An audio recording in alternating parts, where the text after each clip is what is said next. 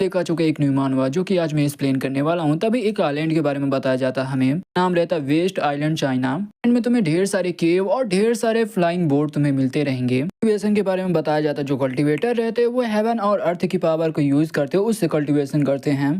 बात ये इनके 5 लेवल या कल्टीवेशन के जो भी रहते हैं जो कि आप लोग देख सकते हो। मैं नाम नहीं बताऊं क्योंकि मेरे को प्रोनाउंस करने में बहुत ज्यादा दिक्कत जा रही है। फॉलो करके ही कल्टीवेशन करना पड़ता है। और जो पावरफुल कल्टीवेटर उन्होंने अपना एम्पायर भी खड़ा कर लिया है। एनेस्टी है वो बहुत ज्यादा फैला हुआ है। तो करा था हमारे मेन कैरेक्टर की ओर, जहाँ पर उसका जो नौकर है तो वो बोलता है कि यंग मास्टर ये कौन सा घोड़ा है, ये तो एकदम डिवाइन घोड़ा जैसे लग रहा है। मेन कैरेक्टर बोलता है कि हाँ ये क्लाउड गोल्डन घोड़ा है। लिख रहे थे वो भी बात करने लगती है और बोलती है ये तो गोल्डन गड्डी है, मैंने तो आज तक कभी भी इसे नहीं देखा, आज मौका मिलेगा हम इसे देख पाएंगे। कैरेक्टर आ जाता है हेवनली जाओ सिटी की ओर। हमारा मेन कैरेक्टर भी आ जाता है। तभी जो उसका नौकर है तो वो बोलता है कि यंग मास्टर हम फाइनली आ गए हेवनली जाओ सिटी पर। यहाँ पर पर्पल ड्रोब मेंशन भी है कि आप इसे देखना चाहेंगे। कैरेक्टर भी बोलते हैं कि इसकी कोई भी जरूरत नहीं है, चलो मुझे किंग टावर पे जाना है। तो वो भी मन में सोचते हुए बोलता है कि ये जैसे इस सिटी में आए वैसे ये कोठे में चले गए और इन्होंने ढेर सारा पैसा उड़ाया। हमारी चू फैमिली की यंग मास्टर बन सकते हैं उसके लिए ये लायक है। क्रिएटर बताता है कि कुछ टाइम पहले की बात है जहाँ पर मैं टाइम ट्रेवल करके इस दुनिया में आ गया था और यहाँ पर जो सिस्टम वो भी मेरे सोल के साथ फ्यूज हो गया था। क्रिएटर का नाम बताया जाता है कि हमारा मेन क्रिएटर का नाम है चूटियान, जो कि मैं मेन ही क्रिएटर बुलाऊंगा। क्रिएटर भी गुस्सा करते हुए बोलता है कि ये सिस्टम पता नहीं कैसा सिस्टम है, इसमें तो कोई भी मिशन या कुछ भी नोटिफिकेशन नहीं आ रहा है। क्रिएटर अपने बारे में बताता जो मेरी कल्टीवेशन पावर वो बहुत ज्यादा लो लेवल की, ऐसी बात नहीं है कि मैं टैलेंटेड नहीं हूँ। टैलेंट वो भी बहुत ज्यादा बेकार था और यहाँ तक कि जो मेरी मम्मी और पापा में उनके लाड़ और प्यार में बहुत ज्यादा बिगड़ गया था। इन क्रिएटर का अब्बाजान यानी उसका जो पापा रहता वो भी बोलता है कि मेरे बेटे तुमने बहुत ज्यादा कल्टीवेशन कर लिया, अब तुम्हें ब्रेक लेना चाहिए और जाकर पूरी दुनिया घूमनी चाहिए कि ये दुनिया कितनी ज्यादा खूबसूरत है। जो सिटी है वो हमारी फैमिली की है, तो तुम ये कभी भी इस सिटी में घूम सकते हो और जाकर बाहर की दुनिया भी घूम सकते हो। तुम्हारे अब्बाजान के पास बहुत ज्यादा पैसा है, कोई भी सिटी खरीद सकता है। बेटे का अम्मीजान रहे तो वो भी बोलती कि हाँ मेरे बेटे वैसे भी तुम्हारे कल्टीवेशन में कोई भी इंप्रूवमेंट तो हो नहीं रही है, तो एक काम करो तुम्हें इसे ब्रेक लगाना चाहिए और जाकर तुम्हें आराम कर लेना चाहिए। करानी को भेजती हूँ जो कि तुम्हें मसाज दे देंगे। तभी हमारा मेन क्रिएटर बताता है ऐसे ही चलता रहा और इसके खर्च भी बहुत ज्यादा बढ़ गए और इसके कल्टीवेशन में कोई भी इंप्रूवमेंट नहीं आया। क्रिएटर रहता है ऐसे गरीबों में पैसा बांटता रहते हैं। जो पब्लिक भी रहते हैं वो भी बोलने लगते हैं कि जो मास्टर चू है वो तो बहुत ज्यादा काइंडनेस है, वो बहुत ज्यादा दयालु है, हम लोगों पे पैसे बांट रहे हैं। क्रिएटर भी एक शॉप के पास आता और बोलता है कि तुम्हारे पास मैंने सुना बहुत अच्छे अच्छे कपड़े हैं, मेरे को सारे कपड़े अच्छे चाहिए, वो भी बेस्ट क्वालिटी के। भी बोलता है कि हमारे शॉप में आपको बेस्ट क्वालिटी के कपड़े मिलेंगे, आपको जो चाहिए वो खरीद सकते हो। क्रिएटर भी बोलते हैं कि सब कुछ खरीद लो, यहाँ तक कि उसकी दुकान भी और उसका गोदाम भी। मालिक रहते वो बोलते कि अरे आपने तो सब कुछ खरीद लिया है। तभी हमारा मेन क्रिएटर बोलता है कि मैं तुम्हें भी खरीद लूंगा। हो रहा था करंट टाइम की ओर, जहाँ पर हमारा मेन क्रिएटर मन में सोच रहा होता है और बोल रहा होता है कि इसका जो बाप है वो बहुत ज्यादा अमीर है और इसकी लाइफ जीने में मेरे को बहुत ज्यादा मजा आ रहे हैं। कर भी आता और बोलता है हमारे मेन क्रिएटर से कि यंग मास्टर हम किंगरू टावर में आ चुके हैं। जो लड़कियां रहती वो भी बात करने लगती है और बोलती कि अरे ये यंग मास्टर तो बहुत ज्यादा सुंदर है। कि अभी हमारे मेन क्रिएटर को बुलाने लगती है और बोलते चलिए यंग मास्टर इधर से चलिए। रहते वो भी बात करने लगते हैं और बोलते हैं कि ये तो बहुत ही फेमस लड़का है, बड़े बाप के पैसों वाला लड़का। यहाँ पर एक मोटी औरत आती है और बोलती है कि यंग मास्टर आपकी नजर तो बहुत ज्यादा तेज है, आपने हमारे पेविलियन को चुना। इतनी सुंदर सुंदर लड़कियां मिलेंगी जो कि आपने कभी भी सोची नहीं होगी, कौन सी चाहिए। ये यानी हमारा मेन क्रिएटर कोठे में आ चुका रहता है। क्रिएटर बोलता है कि मुझे तीसरे फ्लोर में एक प्राइवेट रूम चाहिए जहाँ पर मैं रहना चाहता हूँ और उसमें एक अच्छा व्यू भी होना चाहिए, मैं ढेर सारे वाइन भी भेज देना। औरत रहती है वो भी बोलती है यंग मास्टर आपके साथ ढेर सारी लड़कियां भी आई हैं, तो मेरे को जानना है कि आपको कौन सी लड़की इनमें से चाहिए। क्रिएटर बोलता है कि इस टावर की 2 फेमस जो लड़कियां हैं मुझे वो चाहिए। औरत रहती है वो बोलती है कि I am sorry young master, देखा जाए तो हमारे जो पेविलियन का जो रूल है वो एक ही लड़की कोई दे सकता है, हमारे कस्टमर को बिल्कुल भी नहीं दिया जा सकता है, ये हमारे रूल के खिलाफ है। क्रिएटर भी बोलता है कि उन दोनों फेमस लड़कियों को मैंने प्लस ऑर्डर किया और बाकी जो तुम्हारे दोनों बुक में जितनी भी लड़कियां मैंने उन सभी को ऑर्डर किया है। जितनी भी लड़कियां वो जाकर पहले फ्लोर में जाकर मसाज देंगे और जो दूसरे बुक की जो लड़कियां वो आंखों की मसाज देंगे। तो ये औरत रहती वो भी हमारे मेन क्रिएटर से बोलते कि यंग मास्टर आप पक्का मजाक कर रहे होंगे ना, आप इतनी सारी लड़कियों को नहीं खरीद सकते ऐसे। क्रिएटर भी हंसते हुए बोलता है कि तुम्हें सचमुच लग रहा है कि मैं मजाक कर रहा हूँ, इस टावर में मैं सिर्फ मजाक करने के लिए आया हूँ। क्रिएटर भी 3 टिकट निकालते हुए दिखाता और बोलता है कि ऐसा रूल कोई भी नहीं है ना। तो उस 3 टिकट को दिखाते हुए बोलता है कि इसे गौर से देखो, क्या कोई रूल है। वो भी उस टिकट को देखने लगती है और मन में सोचते हुए बताती है कि जो इस टिकट की जो कीमत वो 50,000 स्पिरिट स्टोन है, सिर्फ उन लोगों के पास रहती जो अमीर फैमिली से बिलोंग करते हैं। तो लोग तो 18 से स्पिरिट कॉइन में ही सर्वाइव कर पाते, वो भी महीने का कमा पाते हैं। वो भी बोलते कि यंग मास्टर आपके लिए रूल बदल चुका है, आप जितने लड़कियों के साथ मजे करना चाहते हैं उतनी लड़कियों के साथ मजे कर सकते हैं। लड़कियां भी बोलते कि लड़कियों आओ और मेहमान को लेकर यहाँ से जाओ। ढेर सारी लड़कियां आ जाती हैं। एक लड़की आती है और बोलती कि अरे यंग मास्टर चू आप। मेन कैरेक्टर के जो अब्बाजान वो एक बिजनेसमैन है और ये उनके एक लौते बेटे हैं। वो पूरी दुनिया में सेकंड रिचेस्ट फैमिली में आती है। बातें बाकी लड़कियां सुनती है, वैसे ही हमारे मेन क्रिएटर की ओर भागने लगते हैं और बोलती कि मास्टर चू हम आ रहे हैं आपके पास। ढेर सारे बंदे बैठे रहते हैं, उनमें से एक बंदा बोलता है, कह रहे ये तो वही फेमस अमीर ज्यादा है ना जो कि हमेशा पैसा खर्च करते रहते हैं, मगर ये तो बहुत साल पहले गायब हो गया था, मगर अब ये कैसे यहाँ पर आ गया। क्या रहती वो भी बोलती कि मास्टर चू फाइनली हम 3 साल बाद आपसे मिल पा रहे हैं।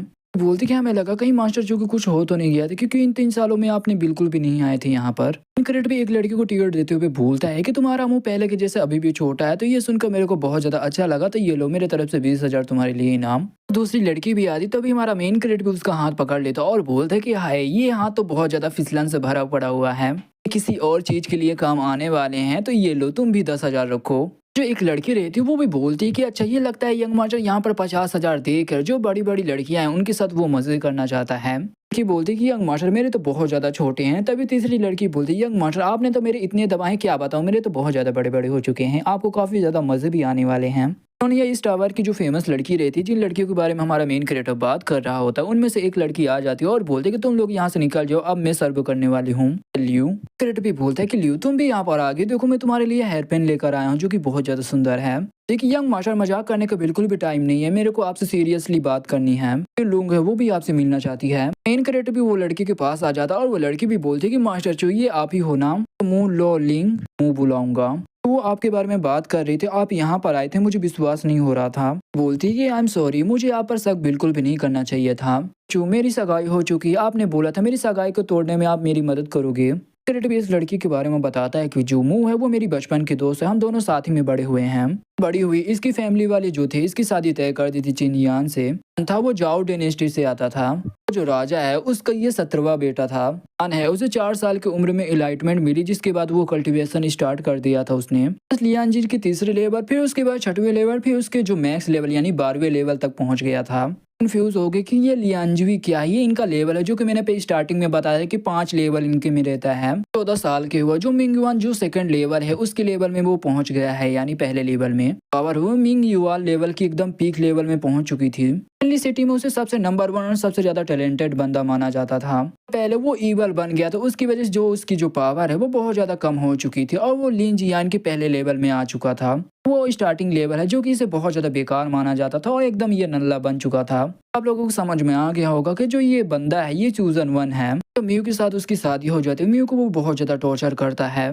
क्रिएटर बोलता है कि 3 साल पहले इसने वादा किया था मुंह से करेगा उसकी सगाई तोड़ने में, मगर ये कैसे सामना कर सकता है उसका, क्योंकि वो बहुत ज्यादा पावरफुल है। में आया जो चिन युआन है उसके पास ब्लैक रिंग है, जिसकी वजह से जो उसकी कल्टीवेशन पावर है वो भी अब जल्दी जल्दी रिकवर हो रही है। बहुत ज्यादा हिम्मत दिया और बहुत ज्यादा जोश दिया कि वो सगाई अपना तोड़ दे। इसकी जो किस्मत वो तो एकदम विलन वाली है, तो इसकी किस्मत को मैं बिल्कुल भी बदल नहीं सकता हूँ। और जो मेन कैरेक्टर यानी इस मांगा का जो मेन कैरेक्टर है वो चूजन 1 वो इसे हरा देता है। क्रिएटर के सिस्टम में मिशन आ जाता है और हमारा मेन क्रिएटर भी हैरान हो जाता है कि सिस्टम फाइनली उसका अपीयर हो चुका है, यानी मिशन आ चुका है। मिशन यही आया रहता है कि जो चीनियान है उसे रोको, अपनी जो किस्मत उसे भी बदलो। उनके साथ जिसकी सगाई हो रही है वहाँ पर एक अच्छा सा प्लान बनाओ और उसकी जो सगाई वो वहीं पर तोड़ दो, को 80 पॉइंट मिलेंगे।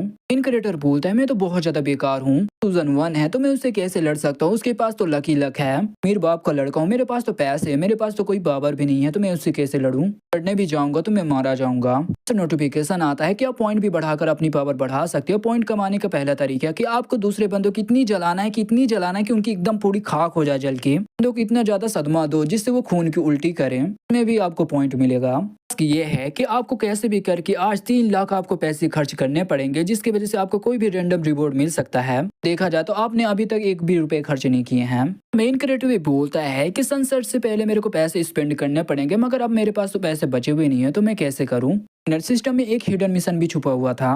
वो रहती वो बोलती कि मास्टर चू आप चुप क्यों है, आप कुछ तो बोलिए, और वैसे भी आपको मुओ की मदद करनी पड़ेगी। कंफ्यूज मत होना, मैं चिंग युआन या किंग युआन बोलूं तो एक ही बंदे के मैं बारे में बात कर रहा होता हूँ, तो आप लोग समझ जाना। वो बताते जो किंग युआन है वो लुओ को आपको कुकुम्बाई बनाना चाहता है और वो बहुत ज्यादा टॉर्चर करता रहता है। उसे लगता है कि जो लुओ वो उससे बदला लेना चाहती है। फैमिली है वो भी किंग युआन की जो फैमिली उससे डर चुकी, इसीलिए जो लुओ है वो अपनी फैमिली को छोड़कर वहां से भाग आई है और आकर छोटे मोटे काम करती है। गाइस इसकी अभी शादी नहीं हुई है लू की, तो कंफ्यूज मत होना था। उसने तो हद ही पार कर दी थी। उसने 19वें प्रिंस को अपने साथ बुलाया था और ड्रिंक भी किया था, और जो 19वां प्रिंस था वो बहुत ज्यादा ठरकी था, गलत गलत जगह पर टच करने लगा। वो तो सही टाइम में मैं पहुंच गई थी, उसे मैंने बचा लिया था।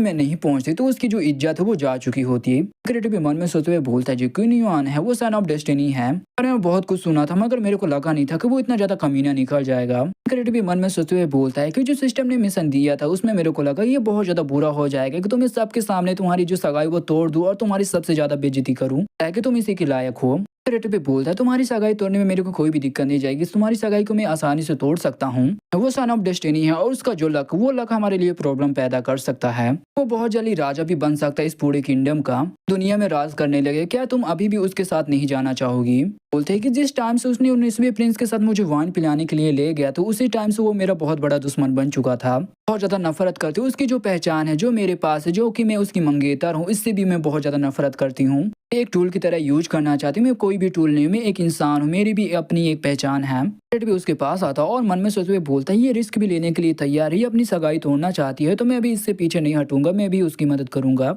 का मिशन नहीं होता मैं फिर भी उसकी मदद करता। बोलता है कि मुंह जो मैंने तुमसे 3 साल पहले वादा किया था मैं जरूर उसे निभाऊंगा। होगा हर चीज की एक कीमत होती है, इसकी भी कीमत तुम्हें चुकानी पड़ेगी। बोलती कि बताइए मुझे क्या करना है, मैं कोई भी कीमत चुकाने के लिए तैयार हूँ। तो अभी हमारा मेन कैरेक्टर बोलता है कि तुम्हें मेरा फॉलोवर बनना पड़ेगा। रहती वो भी कंफ्यूज हो जाती है। तभी जो हमारी लुओ रहती वो बोलती है कि मुझे लगा ये बहुत ज्यादा कमीना होगा, ये कोई गंदा सा काम करवाएगा। रहती वो बोलती कि ठीक है मैं इसके लिए तैयार हूँ। भी एक कार्ड निकालते हुए बोलता है कि मुझे पता है कि एक बड़े बाप के लड़के का नौकर बनना ये बहुत ज्यादा बेकार बात है। जैसे वो कार्ड निकालता है उस कार्ड से ढेर सारी लाइट निकलने लगती है और हमारा मेन कैरेक्टर बोलता है कि मुंह तुम्हें मेरे सरमेंट बनना पड़ेगा। कैरेक्टर बोलता है ये क्रिस्टल कार्ड है जो कि तुम्हारी ये फीस है। तो वो भी उस कार्ड को देखते हुए बोलती है ये तो ब्लैक क्रिस्टल कार्ड है, यानी अमीर फैमिली के पास ही ये कार्ड रहता है, चाहे जितने पैसे हमारे पास क्यों ना आ जाए मगर फिर भी हम इस कार्ड का यूज नहीं कर सकते हैं। को रिचेस्ट फैमिली यानी अमीर फैमिली के लिए यही बनाया गया है। जाता है कि इसमें 15 लाख स्पिरिट कॉइन रहते हैं। ऐसे भी नहीं हुए तो इस कार्ड को भी तुम गिरवी रख के तुम्हें कम से कम 1 लाख स्पिरिट कॉइन तो मिल ही जाएंगे।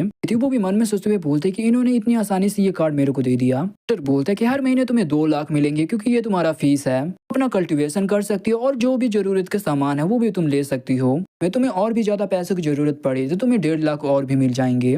ठीक कहना चाहूंगा भले ही हमारे मेन कैरेक्टर के पास पावर ना हो मगर उसके पास पैसों की पावर तो बहुत ज्यादा है। और वो भी ये सारी बातें सुन के बोलती है कि अरे ये तो बहुत ज्यादा, इतना बोल के वो भी वहाँ पर बेहोश हो जाती है। मेन कैरेक्टर भी अपने गड्डी को बुलाता और बोलता है जो ये गोल्डन गड्डी है वो आज से तुम्हारी हो गई है। इस ब्रेसलेट से मैं कंट्रोल करता था, अब ये ब्रेसलेट तुम्हारा हो गया है। बाप का लड़का दोबारा अब इस गड्डी में बिल्कुल भी नहीं जाने वाला जिसकी कीमत 1 मिलियन हो। आ चुका, अब दूसरी बार मेरे को दूसरी गड्डी चाहिए। बोलते कि आपने ये कार्ड भी दे दिया जिसकी कीमत 10 लाख स्पिरिट कॉइन है, ये मेरे को गोल्डन गड्डी भी दे दी है। ऐसा कौन मालिक है जो कि अपने सर्वेंट को ऐसे सारे गिफ्ट देते रहता है? जो चियू फैमिली है उसके पास तो साल में सिर्फ 10 लाख ही आ पाते हैं। के पास तो उसके पास तो ऐसे ही पड़े है, उसने तो तुम्हें 10 लाख ऐसे ही दे दिए हैं। हमारे मेन कैरेक्टर का गिफ्ट है तो तुम इसे रख लो।